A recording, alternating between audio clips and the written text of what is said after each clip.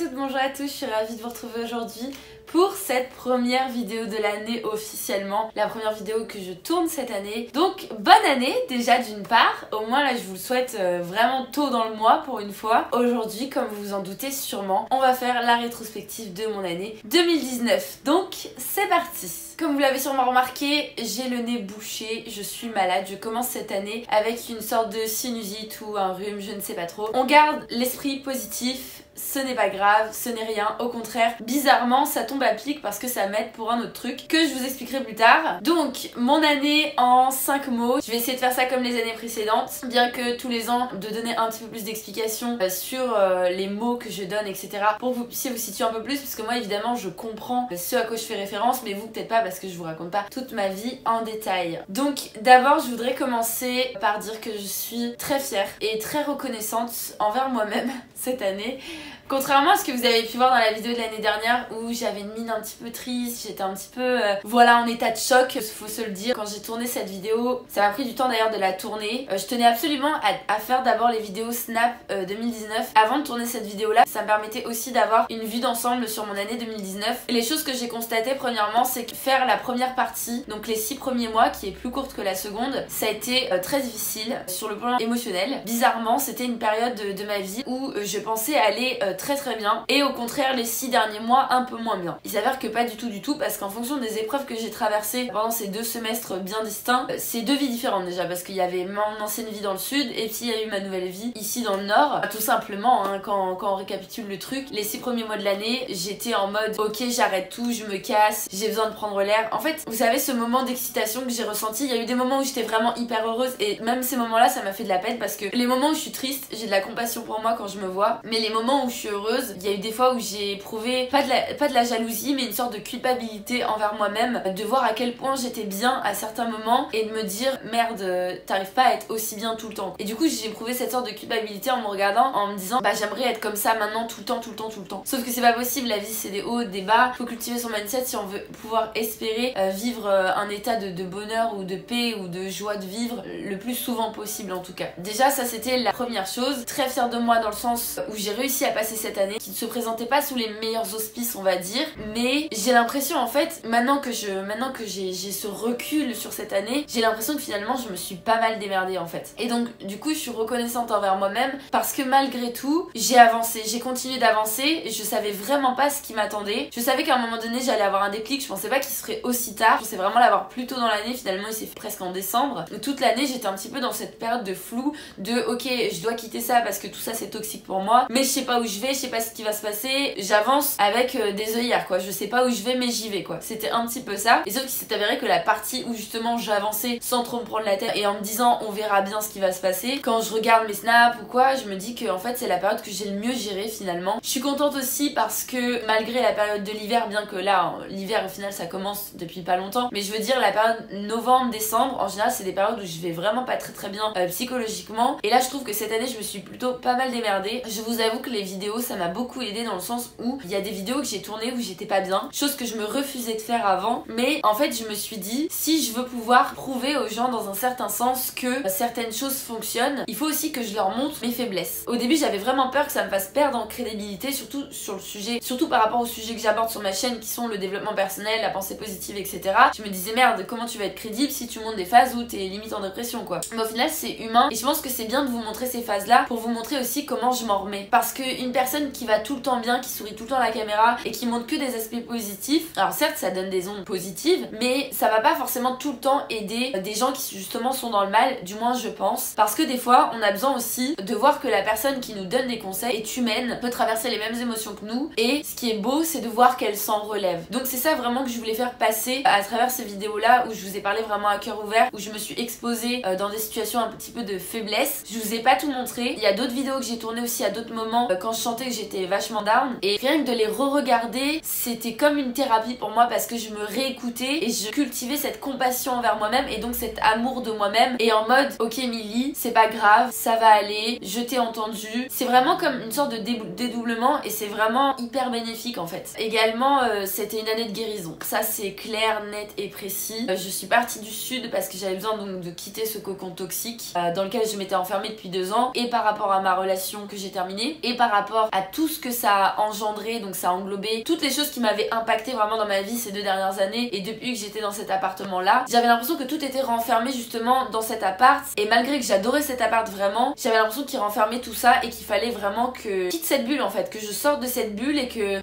je reprenne de l'air, que je me retrouve, que je m'éloigne, même si je me suis éloignée de gens que j'aimais et avec qui j'aimais être, etc. Je savais que c'était pas perdu. Dans mon fort intérieur, je savais que j'allais y retourner, je ne savais pas quand. Il y avait quand même aussi cette possibilité que je parte encore ailleurs, vers une destination inconnue. Ça c'est resté pendant très longtemps, jusqu'au mois de novembre-décembre. Mais en tout cas, et la pause que je me suis permise de prendre, et je sais que c'est un luxe, je l'admets, il y a aucun souci. Je sais que pas tout le monde peut se le permettre, mais il y a quand même une partie de moi qui pense aussi que c'est un choix. Parce qu'il faut pas croire que prendre cette pause, ça a été de tout repos, dans le sens où ça a été facile, j'avais tous les moyens mis à ma disposition pour que je sois tranquille et que je me prenne pas la tête. Non, j'ai eu des hauts, des bas, financièrement c'est pas forcément la meilleure solution de vouloir prendre une pause comme ça. C'est pour ça que je dis que c'est un luxe, c'est aussi dans ce sens là, mais je savais que c'était nécessaire pour moi. Et de toute façon, depuis que j'ai entamé cette sorte d'apprentissage dans le développement personnel et dans le fait de vouloir m'améliorer et de toujours faire des choses pour mon bien et pour guérir en fait de mes blessures et avancer dans ma vie, je me suis toujours dit qu'il fallait que je mette mon bien-être en priorité. Ça a motivé mes choix ces dernières années. Il y a des choix qui ont été plus durs à faire que d'autres, ça c'est clair et net, je le sais, j'en suis consciente. Il y a des trucs, ça a pris vraiment beaucoup de temps, mais quoi qu'il en soit, à l'heure actuelle c'est fait et c'est le plus important. Ça n'a pas toujours été facile, mais au moins ça a permis de mettre en place cette guérison. Pendant ces 6 derniers mois de l'année, je me suis vraiment retrouvée avec moi-même. Je me suis vraiment, comment dire,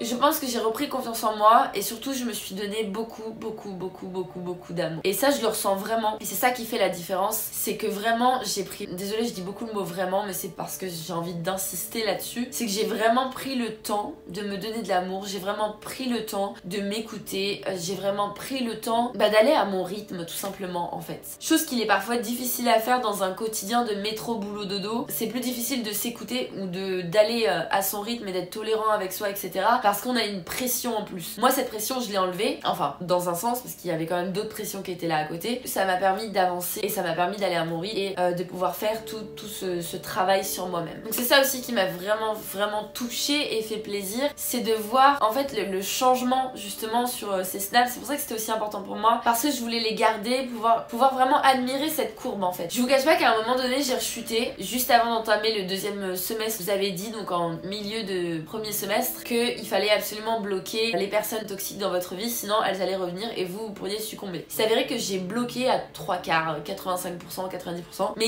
il restait une petite faille. Et malheureusement cette petite faille, je ne l'ai pas refermée. Et ça c'était entièrement ma faute. Après, encore une fois, faut être tolérant avec soi-même. Ça s'est fait comme ça, ça s'est fait comme ça. C'était nécessaire, de toute façon tout ce qui arrive pour une bonne raison. Ça j'en suis toujours aussi convaincue. Ça fait que cette personne a essayé de revenir dans ma vie. J'ai voulu le mettre à l'épreuve et ce qui s'est passé, c'est que ça m'a écœurée. Ça m'a écœurée, et c'est pour ça que d'un côté je me blâme pas non plus, parce que j'avais jamais ressenti un pareil écœurement, un pareil vide sentimental par rapport à lui. Ça m'a fait du bien de ressentir ça. Au moment où j'avais fait cette vidéo dont je vous parle, expérience relation toxique, j'avais pas de regrets, j'étais déterminée à fond. Mais vous savez, je vous ai dit oui, au final je pensais que ça allait prendre longtemps, ça a pris qu'un mois. Je me suis un petit peu emballée, hein, qu'on soit honnête, qu'on se le dise. Je me suis un petit peu emballée. Alors certes, il y a eu un mois où c'était génial, où vraiment j'avais un amour pour moi, mais je vous explique même pas, vraiment j'étais amoureuse de moi, mais vraiment de ouf. Et c'est pas égocentrique ou narcissique quand je dis ça, c'est juste que je me comblais moi-même, je me rendais heureuse toute seule, et c'était vraiment génial. Et quand j'ai revu ces snaps, j'étais là en mode putain, mais j'ai l'air tellement bien là-dessus, je vais être comme ça tout le temps en fait. Sauf qu'il y a une petite rechute, il y a eu une petite rechute, il y a eu des choses qui ont fait qu'à un moment j'ai douté, j'ai été un peu down, machin, etc. Et au moins d'avoir ce point final au mois de juin, juillet, il me semble, ça m'a permis de me sentir enfin en totalité apaisée, dans le sens où, vu qu'il était vraiment bloqué de partout cette fois-ci, et ben je savais qu'il reviendrait pas et je savais que j'étais tranquille. Et donc ça m'a fait vraiment beaucoup de bien. Et c'est ça aussi que je vous disais, c'est dur à faire, mais une fois qu'on le fait, qu'est-ce qu'on se sent bien, c'est un truc de dingue. Et pourquoi je vous parle de ça? Parce qu'en fait, ça a été quelque chose de très important dans mon année. C'était aussi de ça qu'il fallait que je guérisse, donc forcément ça a rythmé un petit peu toute mon année, enfin je veux dire c'était présent quoi. Et le truc c'est que ça s'est fait vraiment petit à petit en fait. J'avais l'impression que j'y allais point par point, étape par étape, escalier par escalier. Ça a été tout en douceur, mais ça s'est fait et ça fait du bien. Là je sais qu'il y a quand même la prochaine étape de quand je me remettrai en couple. Je sais qu'il y a des choses qui vont revenir parce que je l'ai expérimenté, on va dire, ces derniers jours. Comment vous dire? on va dire, j'ai commencé à côtoyer quelqu'un et je me suis rendu compte que des choses très bêtes ravivaient certaines blessures. Et même si je sais pas si cette relation mènera à quelque chose ou pas, je sais qu'il y aura encore des choses à travailler. Mais ça, dans tous les cas, c'est des choses qui doivent arriver, ça arrivera et j'y arriverai. J'ai pas de doute, j'ai pas peur de ce qui va arriver, etc. Je me sens vraiment confiante. Et c'est ça aussi que je voulais dire et je voulais insister là-dessus. Enfin, 2017-2018, ça a été des années où vraiment j'ai eu épreuve sur épreuve, mais des grosses épreuves, vraiment genre, Émilie, faut que ça change quoi, ok. Donc j'ai pris. Et c'est comme si l'année 2019, c'était l'année où j'avais tout digéré. C'était vraiment la digestion. Donc la digestion, c'est lentement, on se repose et petit à petit, on digère. J'ai vraiment l'impression que ça a été ça. Mais ce qui m'importait, c'est que je savais, enfin, je vais pas mentir, je savais pas autant. Pendant toute l'année 2019, je savais pas autant que 2020 allait être meilleur, etc. Parce que je pensais pas à 2020. J'étais dans mon année 2019, je savais ce qui était en train de se passer, je savais que quelque chose allait arriver, ça par contre j'en étais certaine. Je me suis dit, là tu sais pas où tu vas, mais à un moment donné tu vas le savoir. Palpé, ça c'est avéré. Et vers la fin de l'année, octobre, novembre, décembre, bref les 3 derniers mois de l'année, c'est là que j'ai su, donc à travers un peu d'astrologie, un petit peu de tarot, un petit peu de machin, etc. Et aussi à travers l'instinct, j'ai senti en moi, je me suis dit, ouais, 2020 ça va être une sacrée année. Et Émilie, je n'ai pas peur de le dire, peu importe ce qui arrive cette année, là je m'adresse à moi-même, me prenez pas pour une folle. Émilie, peu importe ce qui arrive cette année, peu importe que là aujourd'hui je dise ça, ce qui arrivera, ce sera quelque chose de bon pour toi. Peu importe comment les choses vont se dérouler, peu importe si des fois tu te prends des petites claques, des petits croche-pattes, tu t'en fous. Et n'oublie pas ça, je veux vraiment que cette année, mon mot d'ordre soit je m'en fous. C'est-à-dire pas dans le sens où j'en ai rien à faire de tout et balèsteak et on fait ce qu'on veut et nanana, mais c'est dans le sens ne prends pas les choses à cœur. Ne prends pas les choses à cœur. Tu sais qui tu es, je sais qui je suis. C'est compliqué de se parler à soi-même. Il y a un doublement de personnalité qui se passe là. Ne prends pas les choses à cœur.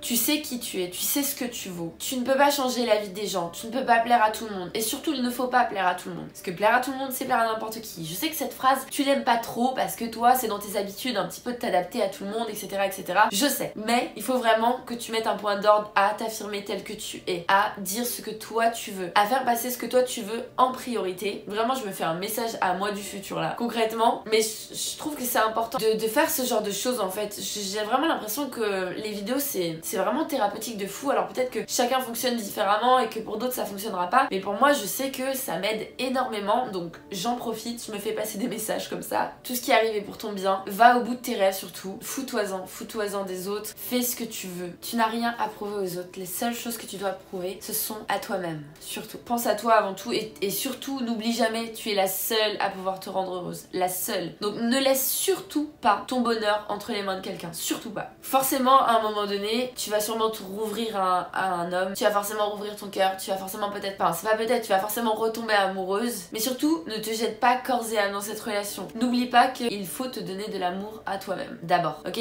Moi d'abord, les autres ensuite. Voilà, ça n'empêchera pas que tu continueras d'être altruiste, ça n'empêchera pas que tu continueras de te soucier des autres et d'être empathique, etc. Pas du tout. C'est dans ta nature de toute façon, tu peux pas l'enlever parce que t'as pas envie d'enlever, ok? On est d'accord toutes les deux là-dessus. Bon allez, j'arrête de me parler à moi-même parce que, ok, développement personnel et tout, mais au bout d'un moment, ça reste un petit peu bizarre quand même. J'ai envie de dire aussi que les leçons que j'ai apprises cette année, c'est des leçons essentielles. C'est des leçons qui découlent des épreuves que j'ai vécues dans le passé. Que ce soit les 2 dernières années ou que ce soit dans mon passé tout au long de ma vie. J'ai vraiment l'impression que les épreuves, enfin les leçons que j'ai assimilées ou que je suis en train d'assimiler par rapport à toute cette année 2019, c'est vraiment des choses qui étaient là depuis longtemps. C'était des choses que tu devais finir par apprendre quoi. Il était temps quoi. C'est surtout ça, il était temps. Et puis il est pas trop tard. T'es jeune, ok, je vais avoir 25 ans. Ça me fait mal au cul. Ça me fait vraiment mal au cul de le dire. Mais tout va bien se passer. Tout va bien se passer. Et je sens vraiment au plus profond de moi que cette année va être belle. Et j'espère vraiment réaliser tous mes rêves. Enfin, tous mes rêves. En tout cas, les rêves que j'aurais prévus pour cette année. Et je vous souhaite aussi de réaliser les vôtres vraiment. Donc forcément, le mot apprentissage. Donc ça va un peu avec tout ce que je viens de dire. Mais surtout un point particulier sur apprentissage au niveau relationnel. J'ai eu quelques petites révélations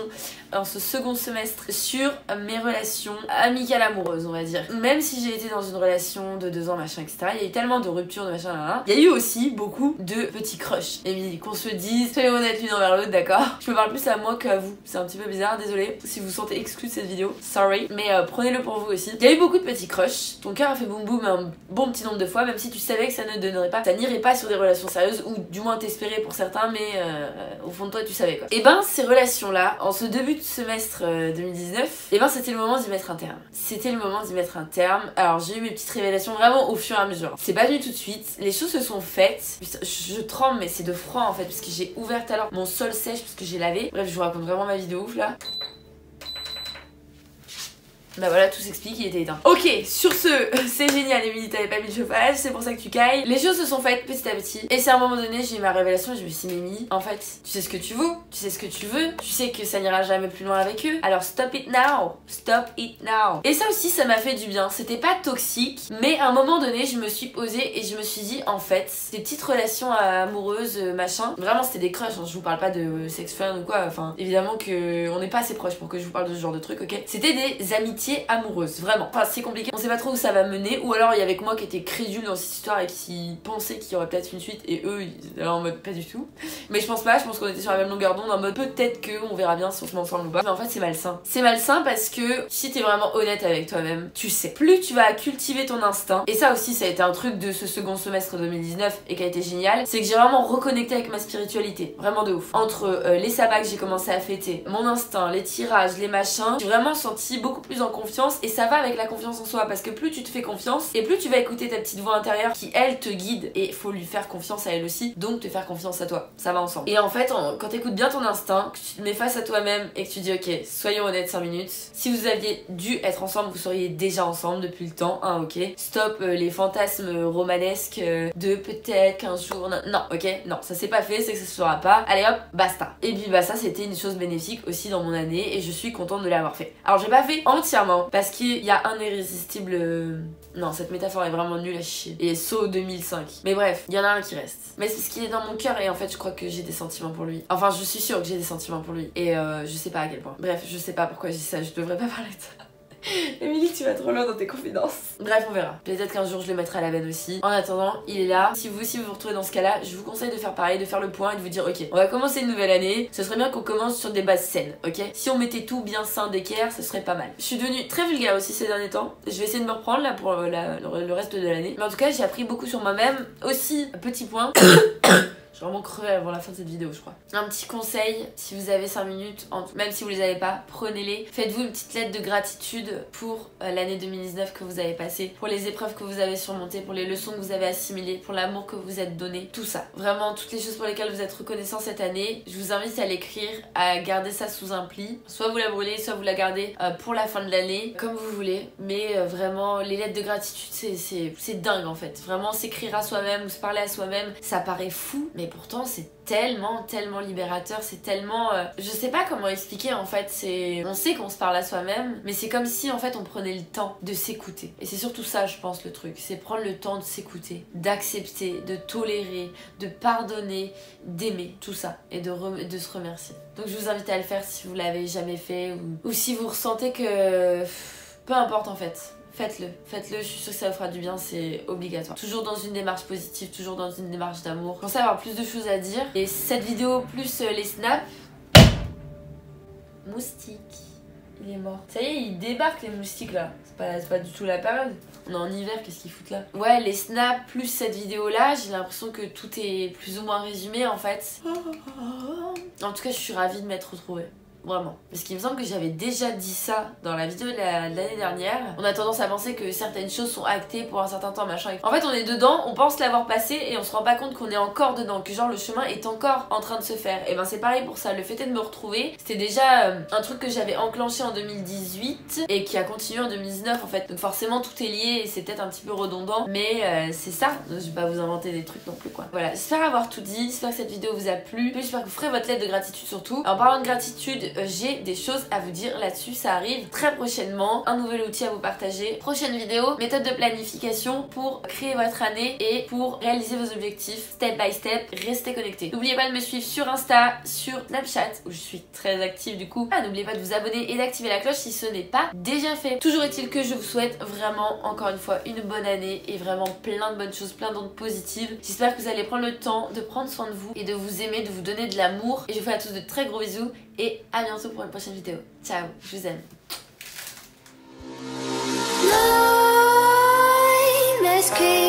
While you and me repeat, this bittersweet heat is suffocating. Et j'ai appris que j'avais potentiellement peur de l'amour ou d'une forme d'amour. Bref, il y a un truc à creuser et ça a été une sacrée révélation et je me suis dit ah ouais merde. Donc en fait ça c'est issu de ça et c'est issu de... Bref, il y a plein de connexions qui sont faites. Je vous tiens au jus dès que j'en sais un petit peu plus, puisque pour l'instant c'est en suspens. Et peut-être que ce sera à la fin, ou peut-être que ce sera dans la vidéo de l'année prochaine.